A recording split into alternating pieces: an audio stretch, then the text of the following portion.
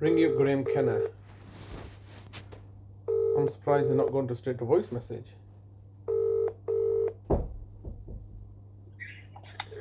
This is the voicemail of Graeme Kenna from the Legal Department for Adult Services at Bradford Council. Please leave a message and I will get back to you. After you've finished your message, just hang up, or to hear more options, please press 1. Yes, hello, good morning, Mr. Kenna. It's Mr. Hussain here, once again leaving yourself another daily message like a broken record. Today is message number 156, and I've left you 155 previous messages from the 10th of October 2023, and today is the Wednesday, the 13th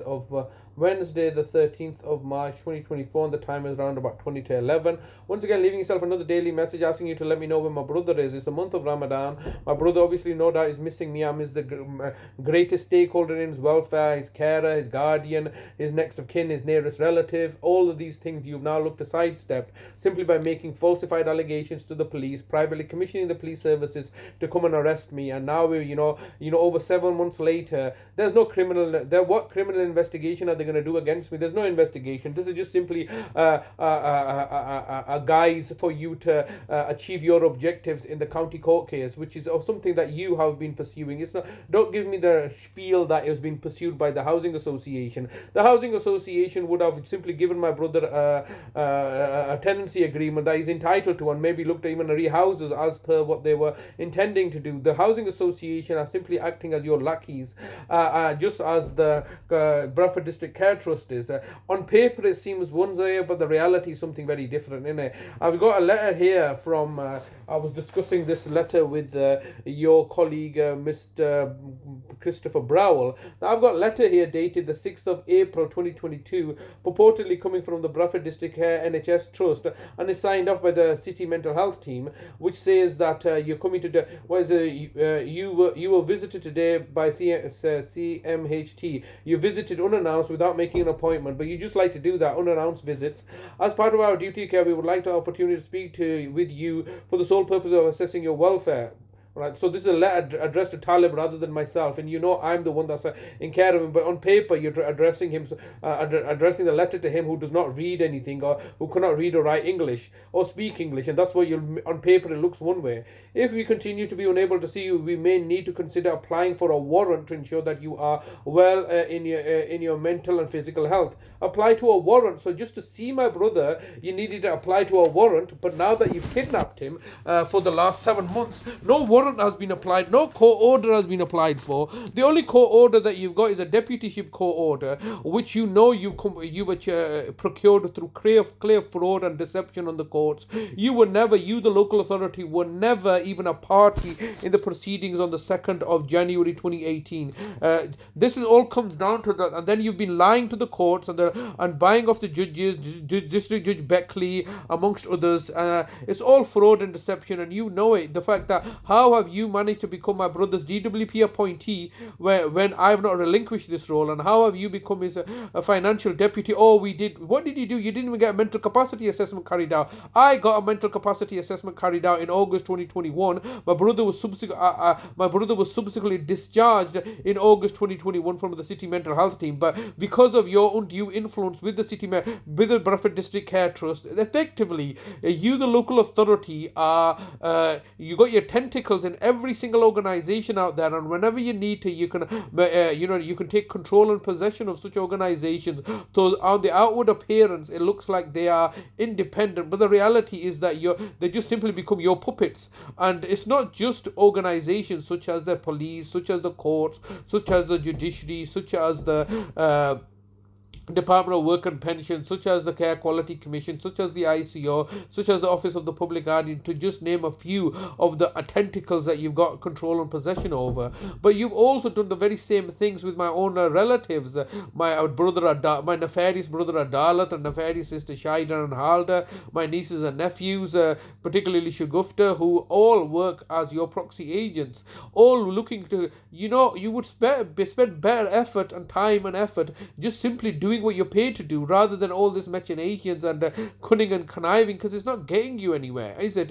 You're ultimately for having more to buy more and more people off in order to maintain this illegitimate facade that you're doing all that you're supposed to be doing, and you're making sure the paper exercise is well. And obviously in my particular circumstances, I'm going to make sure that your paper exercise is not the paper. There's a paper trail and your paper exercise fails, because obviously how have you taken my brother from my care under these circumstances? You've not got any legal authority to take care of him. Similarly, you have managed to get a paper exercise done and get some legal authority in my mother's case. Well, how did that result? I mean, quite clearly there was fraud taking place. My mother never lacked mental capacity. You had to buy off everybody, particularly get members of the Bradford District Care Trust in my mother's case to buy off an outcome, and all this time and effort that you're buying off outcomes and doing fraud, eventually it's all going to come out, Mr. Kenna and Bradford Council. You should know eventually everything will come out. The people that you serve are not stupid. We're getting wiser to what you're doing, and it just becomes more and more difficult for you to maintain the lies and deceptions and for fraud and corruption that you're looking to peddle to us.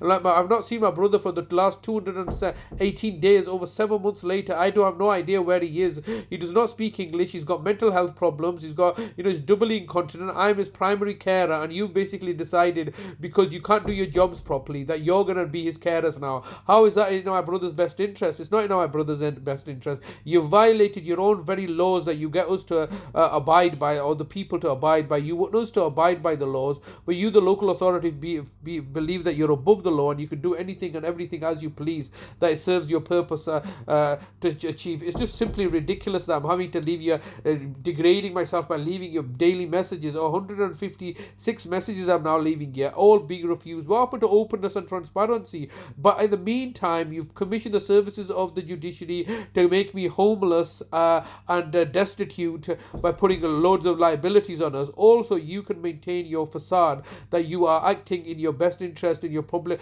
under your public fiduciary duty. You're not doing anything correct. You're clearly lying, cheating, manipulating, and you're endangering my brother's life. I urge you to get in touch with me to let me know where my brother is, what kind of condition you're holding him under, and if whether he's alive or whether he's dead, and why can't I see him in the month of Ramadan? Why did he take his passports for? You have no intention of returning. You've got no intention of returning my brother. Within the last 334 days of my mother's life, you terminated her life and didn't let us see our own mother. This is completely fiendish and diabolical of yourself to continue to maintain this perception that you are doing all that you're supposed to be doing, when the reality is that you're committing clear for hate. You're approaching the maximum allowed time for recording a message. If you wish to record further, please choose the append option from the menu. If you've finished recording, just hang up. If you don't carry on recording or hang up, your message will be deleted. To listen to your message, press 1. To re-record your message, press 2. To continue recording your message, press 3. If you please record the rest of your message after the tone.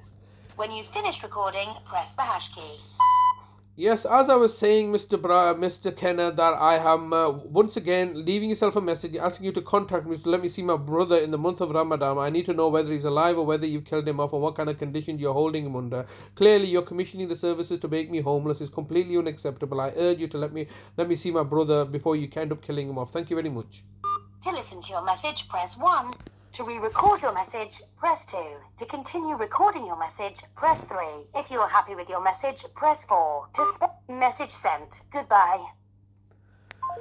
Ridiculous, having to leave a message every single day, all for them to ignore me, and then you're looking to, collude and conspire to make me homeless. Absolutely horrendous and diabolical and fiendish of them. I hope they go to hell.